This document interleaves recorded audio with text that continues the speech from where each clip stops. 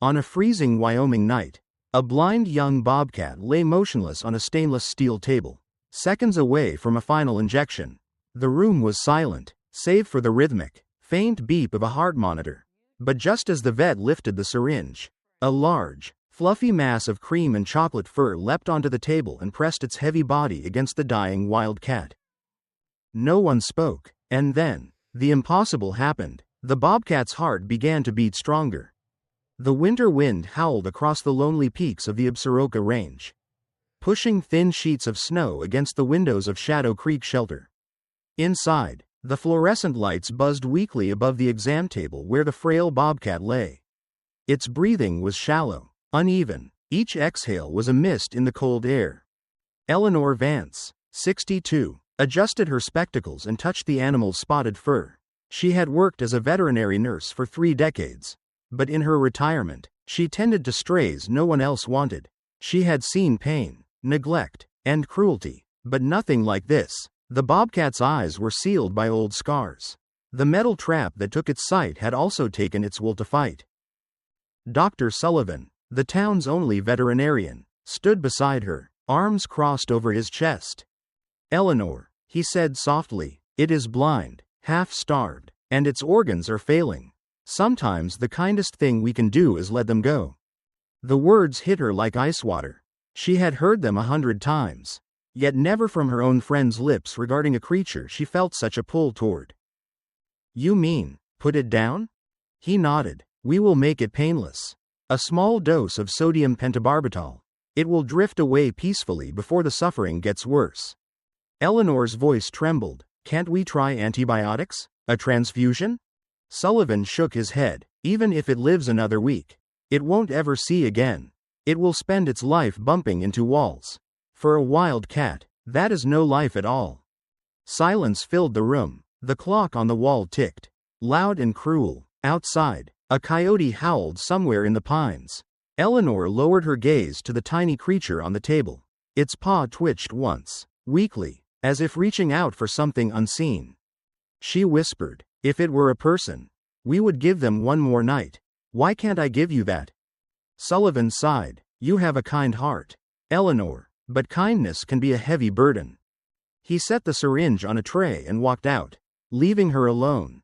Eleanor placed a trembling hand over the bobcat's chest. "You don't even have a name," she said quietly. "They will write, unidentified feline, on the form. That is not how anyone should go." She thought of her late husband, who used to rescue injured hawks and release them back into the canyons. He had always said, "Every creature deserves a fighting chance, even when the odds are stacked." Her throat tightened. "Maybe this is my chance to honor him."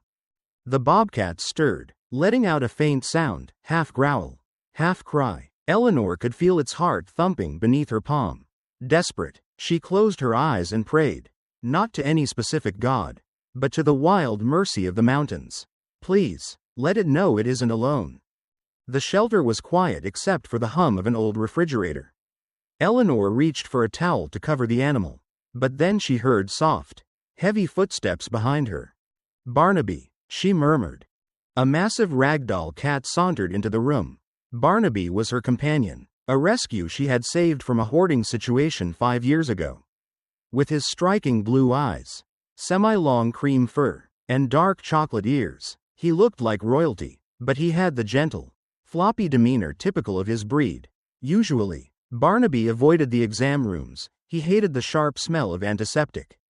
But tonight, he walked straight toward the table, his sapphire eyes fixed on the bobcat. Eleanor tried to stop him. "No, big guy, stay back. This one is wild." Barnaby ignored her. He jumped onto the table, landing with a heavy, soft thud, and sat beside the dying bobcat. For a moment, the two felines simply breathed in rhythm. Then, Barnaby did what ragdolls do best. He went completely limp, draping his warm, heavy body over the bobcat's shivering side like a living weighted blanket.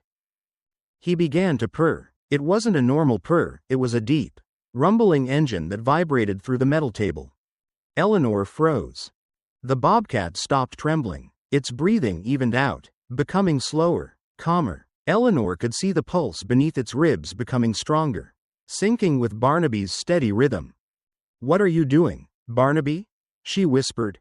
Barnaby stretched his fluffy paws, kneading the air, and licked the wounds above the bobcat's blind eyes, as if cleaning away the pain itself. Eleanor felt something inside her crack open, the wall of logic she had built over years of practical nursing. Dr. Sullivan pushed the door open, ready to finish the procedure. "Eleanor, it is time." He stopped mid-sentence. His gaze fell on the two cats lying together, one a manicured domestic giant, the other a scarred wild predator. The monitor beside them beeped steadily. Sullivan blinked. "That is impossible." Eleanor wiped a tear from her cheek. "Maybe not." He walked closer, studied the readings, then looked at her. Its heart rhythm just normalized. "That doesn't happen with end-stage failure." Eleanor smiled faintly. "Looks like your medical data missed something, Doctor." Sullivan chuckled under his breath, scratching his head. "I suppose the decision is no longer mine to make." Eleanor reached for a small tag and wrote a name, Timber. It felt right, strong, enduring, part of the forest. She fastened it gently to the bobcat's collar. Barnaby purred louder, curling closer, his cream fur mixing with the spotted coat. For the first time, Timber didn't flinch. Grace watched them for a long while, afraid that if she blinked, the fragile magic would vanish. When she finally exhaled, she realized something she hadn't felt in years. Hope. She turned to Sullivan. "Let's postpone the injection, just for tonight." He hesitated, then nodded. "All right." One night, outside, snow kept falling, burying the Wyoming landscape in white. Inside, two unlikely souls lay side by side. Eleanor dimmed the lights, sat down in the corner chair, and whispered, "Rest, both of you. Tomorrow we will see what miracles cost these days." She didn't know that night would change everything: the shelter, her faith, and the way thousands of strangers would one day see the bond between a blind predator and a fluffy ragdoll cat. The morning after the storm, sunlight broke through the heavy clouds, spilling into the small shelter room. The smell of disinfectant lingered, mixed with the faint sweetness of wet pine. Eleanor rubbed her tired eyes. She hadn't slept. All night she had sat in that same chair, watching the blind bobcat breathing beside Barnaby. When Dr. Sullivan arrived, coffee steaming in one hand, he stopped in the doorway. "You are still here?" Eleanor smiled weakly. Didn't want to leave them. He set the cup down and leaned over the table. Timber was still alive. More than that, the bobcat lifted its head slightly when Eleanor spoke, as if recognizing her voice. "That shouldn't be possible," Sullivan muttered, checking the vitals again. "The pulse is stronger. The fever is gone." Eleanor reached to stroke the bobcat's back. Maybe all it needed was someone to believe in it. Barnaby jumped down from the table, his bushy tail waving like a flag, and brushed against Eleanor's leg as if to say, "You see?" That afternoon, Eleanor prepared a warm blanket and moved Timber to a corner enclosure by the window. The winter light gleamed on his spotted fur. Barnaby settled nearby, always within reach. Whenever Timber twitched or whimpered, Barnaby would flop his heavy body close and purr, a low, steady hum that filled the air like a lullaby. Eleanor began keeping notes. Day 1. She wrote in her old leather journal, "Temperature stable. Appetite returning. Emotional support provided by Barnaby." She smiled at the last line. Later that week, while cleaning the cages, she overheard two young volunteers talking near the hallway. "Did you see the video?" one whispered. "Eleanor's ragdoll cuddling a wild bobcat. It is all over social media. People are calling it the miracle at Shadow Creek." Eleanor paused, broom in hand. "What video?" Apparently, one of the night staff had left the security camera running and posted a short clip. Barnaby curling around Timber, the blind predator leaning into the cat's fluff. Within 24 hours, the clip had reached thousands of views. Comments poured in from all over the country. Eleanor felt a rush of pride and fear. She hadn't wanted attention, but the shelter was always short on supplies, vaccines, and heating oil. That night, she checked the shelter's email. A headline from a local Wyoming news outlet read, "Blind Bobcat saved by Puppycat in Cody." Many offered to donate. It touched her deeply, but not everyone was convinced. One comment stood out. This woman is playing with fire. That is a wild predator. If it hurts that domestic cat, it will be her fault. Eleanor sighed. They don't know you, Barnaby, she whispered. Over the next few days, Timber began walking short distances. Still blind, he would lift his nose to catch scents, following Barnaby's distinct, heavy footsteps and constant purring like a sonar system. Eleanor often found them exploring the room together, Timber bumping into a chair, Barnaby circling back patiently, nudging him toward safety with a soft nose boop. It wasn't training, it was trust. Then came the visit that changed everything. A government truck pulled up in front of Shadow Creek Shelter one afternoon. A man in a heavy parka stepped out, carrying a clipboard stamped with the Wyoming Game and Fish Department seal. His name tag read Caleb Reed. Eleanor met him at the door. Can I help you? He nodded politely but firmly. I am here about the Bobcat. Word has gotten around. We monitor all wildlife rescues in the county. Eleanor hesitated. He is under care, stable now.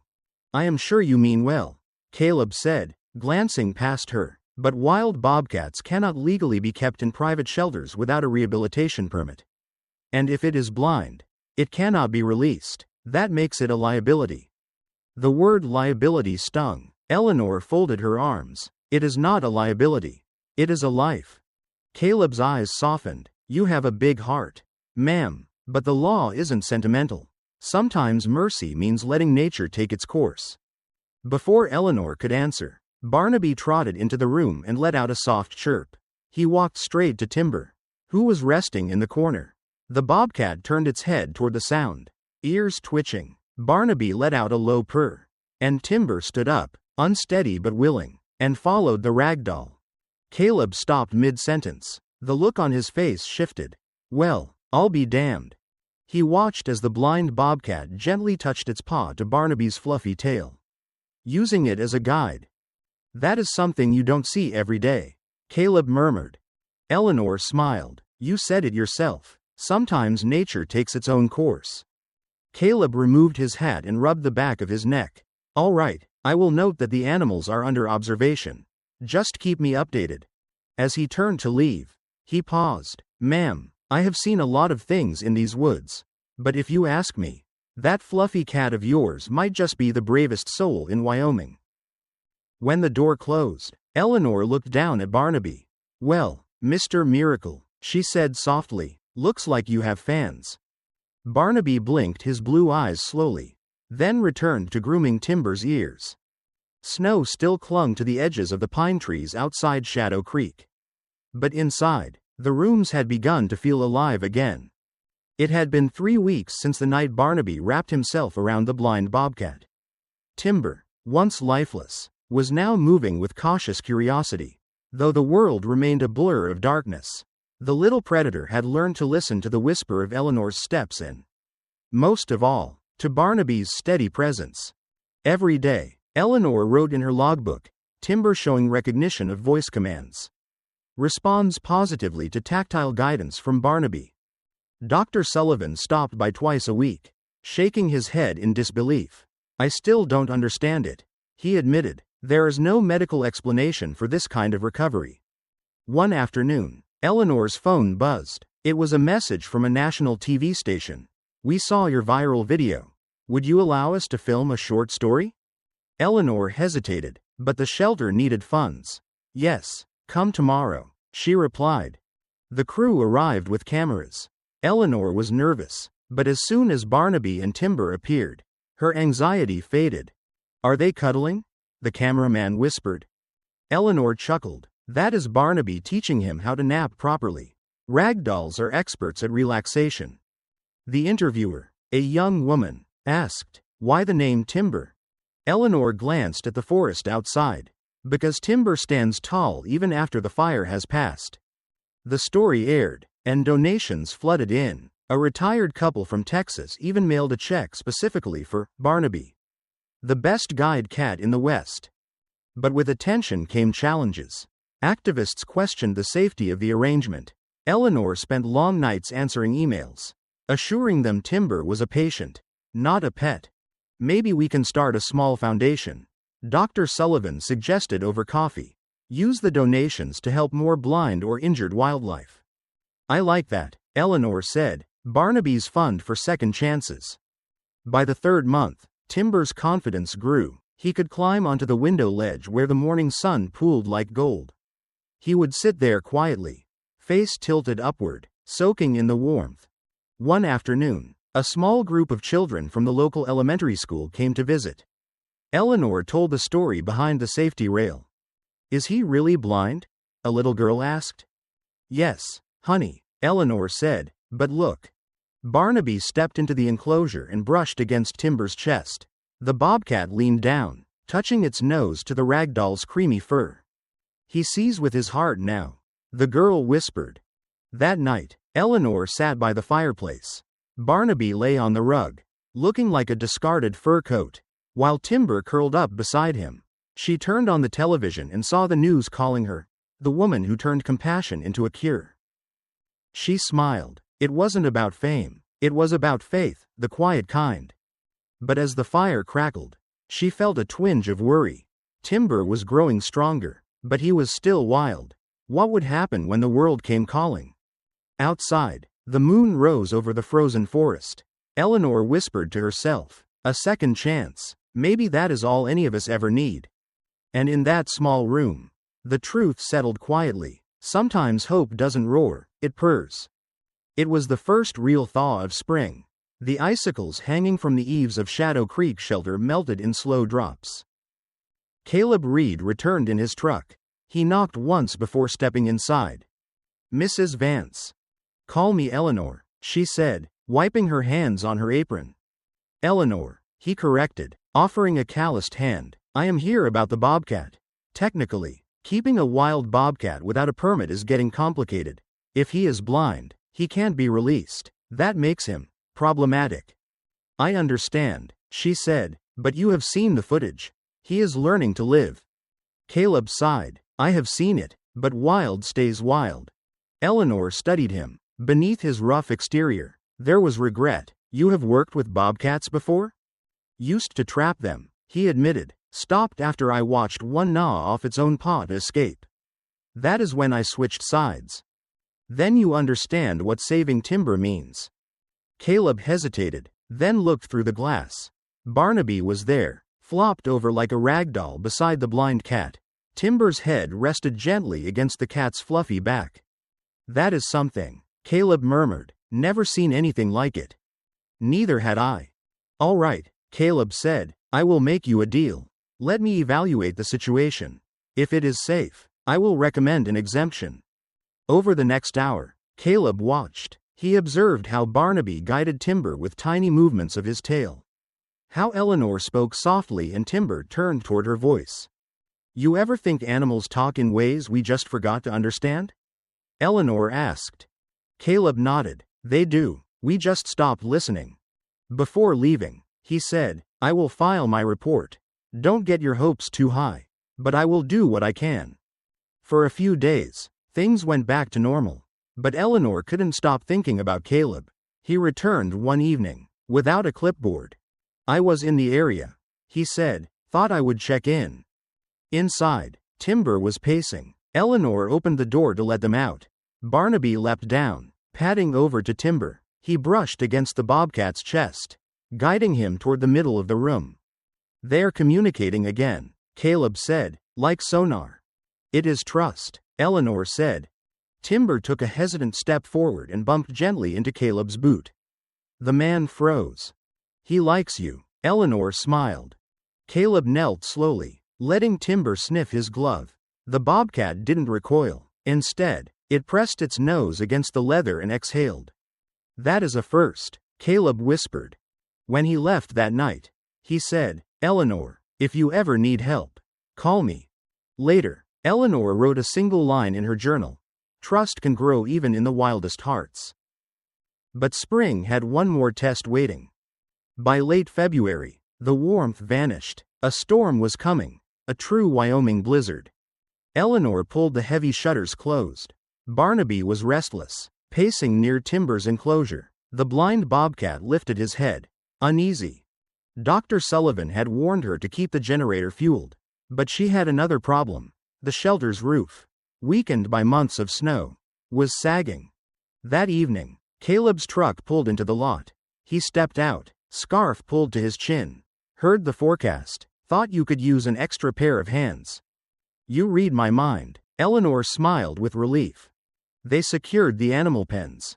By the time the wind began to scream, the shelter was locked down. Inside, the storm hit hard. At midnight, there was a thunderous crash. The roof in the back corridor gave way. Snow and debris poured in. Stay here, Caleb shouted, grabbing a flashlight. Eleanor turned to check on Barnaby and Timber. But the enclosure door had swung open from the impact. The space was empty. No, she whispered. Timber.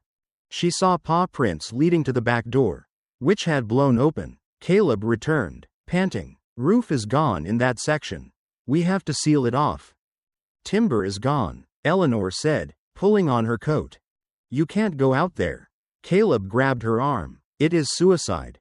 He can't see. Caleb, he won't last 5 minutes. She plunged into the blizzard. The wind hit her like a wall. Timber, she shouted. Behind her, she heard a faint meow. Barnaby had followed. Barnaby, no, go back.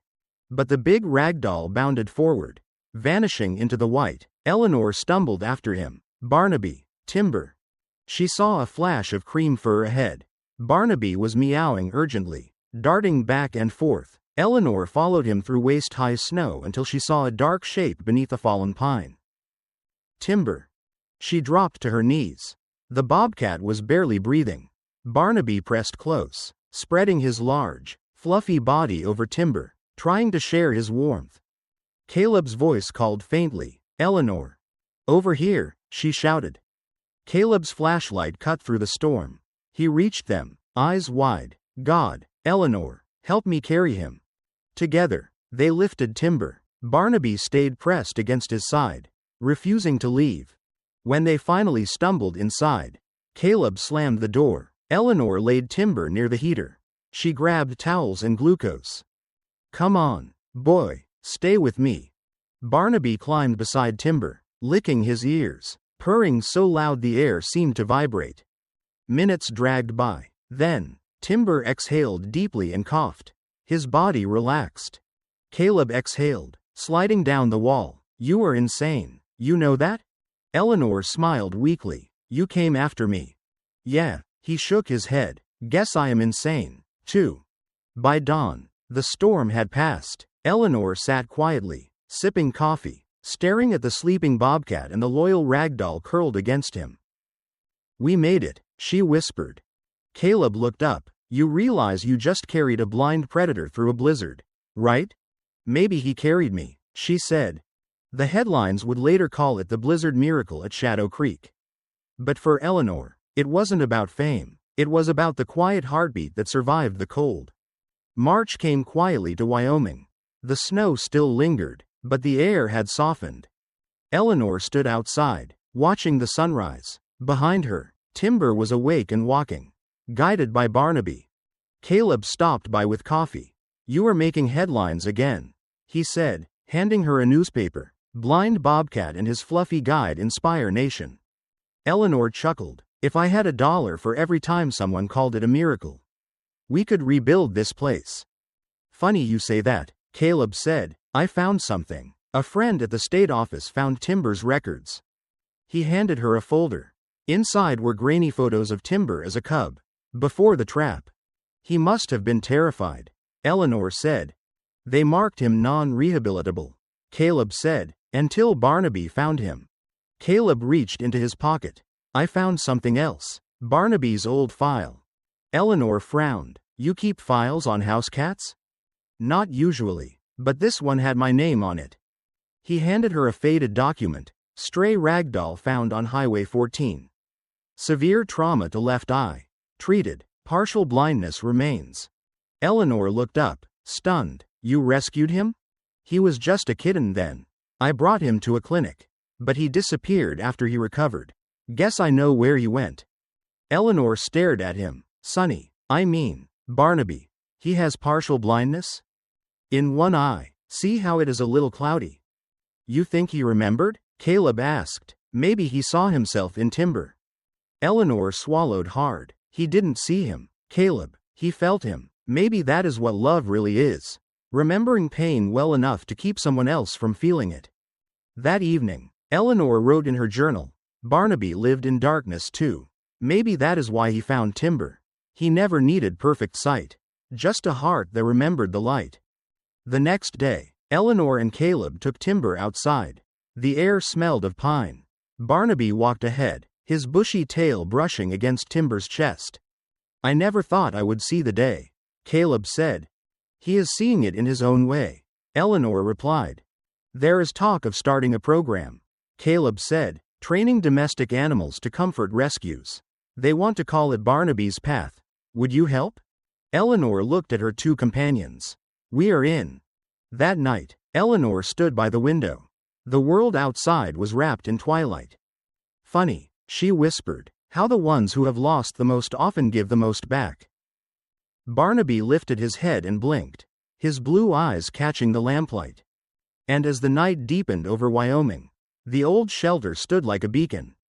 Spring unfolded, the pines dripped with meltwater. Eleanor stood outside with coffee, watching Timber and Barnaby. Caleb drove up, carrying a wooden sign. Barnaby's Path, Rehabilitation and Companion Program. It is real, Eleanor whispered. The board approved it, Caleb said. What started with one Ragdoll and one Bobcat could help hundreds. Volunteers arrived, the same kids from months ago. They unpacked blankets and supplies. Barnaby trotted inside, tail high. Timber followed, guided by the purr. Eleanor gathered the group. What we do here isn't about saving animals. It is about remembering that compassion is stronger than fear. As days passed, Barnaby's path grew. People brought injured owls, foxes, even a raccoon. Eleanor and her team nursed them all. And through it all, Timber and Barnaby remained inseparable. You ever think about what would have happened if you hadn't stopped that night? Caleb asked one evening, watching the sunset. Every day, Eleanor said, and every day I am grateful I didn't. Do you believe in fate, Caleb? Not really. I believe in choices, but sometimes those choices feel a lot like fate. Eleanor smiled. Maybe they are the same thing. As the sky deepened into twilight, Barnaby curled up beside Timber near the door. Their breathing rose and fell together. Eleanor turned off the lights, leaving only a single lantern. Her final entry that night read, Sometimes the miracles we pray for don't fall from the sky. They walk into our lives on four paws and remind us that love isn't divine. It is deliberate. Outside, the stars spilled across the Wyoming sky. Eleanor whispered, Thank you. She closed the door gently, leaving the warmth within to flicker against the endless night.